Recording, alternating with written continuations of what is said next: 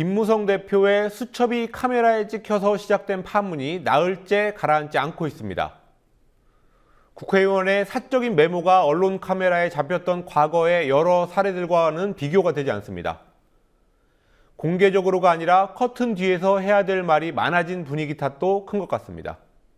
과거 사례들과 이번 수첩 파동이 어떻게 다른지 짚어보겠습니다. 권현주 PD가 보도합니다.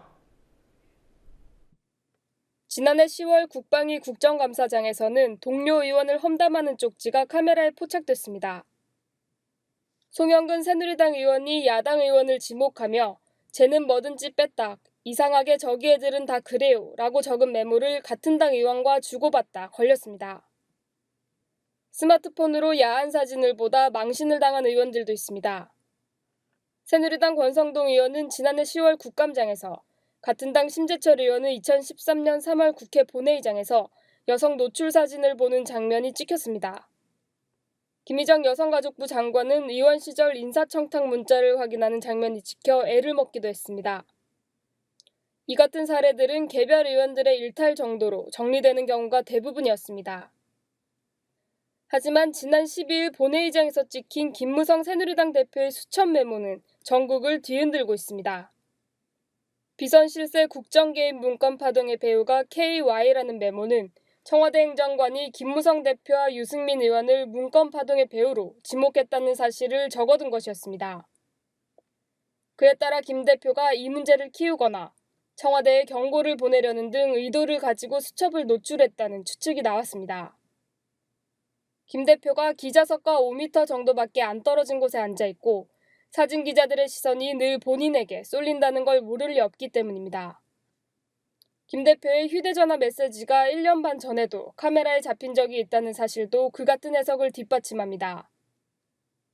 2013년 6월 김무성 의원이 비공개 회의에서 남북 정상회담 대화록을 봤다고 얘기한 사실이 언론에 보도됐는데 언론에 그 발언을 흘려준 사람이 김재원 의원이란 측근의 문자가 찍힌 겁니다. 이어 형님 맹세코 저는 아닙니다 라고 김재원 의원이 부인하는 내용의 문자도 노출됐습니다. 그러나 김무성 대표는 그제 수첩을 의도적으로 노출했다는 건 음해라고 부인했습니다. 어떤 메시지를 보내기 위해 일부러 수첩을 노출하는 것은 김 대표의 평소 스타일과 거리가 멀다는 평가도 만만치 않습니다. 근데 너무 황당한 이야기이기 때문에 신경 쓰지 않고 있었는데 본회의장에서 다른 걸 메모 찾다가 그게 찍힌 겁니다. 제가 의도적으로 그것을 사진에 찍히기 위해서 그렇게 했다. 이렇게 또 누명을 씌워놓고 또 저 참 기가 막힙니다. 의도성 여부와 상관없이 수첩 노출은 당청 갈등과 당내 친박 대 비박의 갈등을 키우고 음종환 전 청와대 행정관과 이준석 전 비대위원 사이의 진실 공방으로 이어지면서 전례 없는 파문을 일으키고 있습니다. 김무성 대표는 어제 이후 이 문제에 대해 입을 완전히 닫았습니다.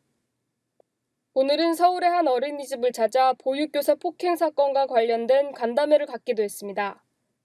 그러나 김 대표의 뜻대로 이 문제가 흘러가거나 다른 이슈로 전환될 가능성은 낮다는 전망이 우세합니다. 국민TV 뉴스 권현주입니다.